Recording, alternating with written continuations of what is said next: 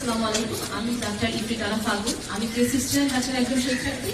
তো আমার একটা অনুরোধ ছিল যে ম্যাডাম, আপনি যদি আপনার শিক্ষা জীবনের কিছু সময় সম্পর্কে আমাদেরকে বলতেন, সেই স্মৃতি সঞ্জীবিত করতেন আমাদের সাথে। সবাইকে জানাচ্ছি শুভেচ্ছা।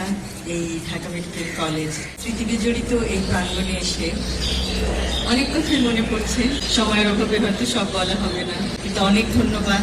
আপনারা আমাকে মনে করে বৃক্ষরোপণ করেছেন, অনেক অনুষ্ঠানে আমাকে স্মরণ করেছেন।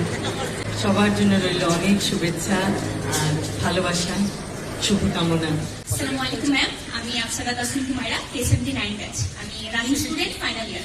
তো ম্যাম, 17 বছরের বঞ্চনার পর আপনি ফার্স্ট লেডি হিসেবে আমাদের বাংলাদেশে পদার্পণ করেছেন। ম্যাম, এই নিয়ে আপনার অনুভূতিটা জানতে চাচ্ছিলাম। আসলে আমাদেরকে সবসময় ভবিষ্যতের দিকে তাকাতে হবে।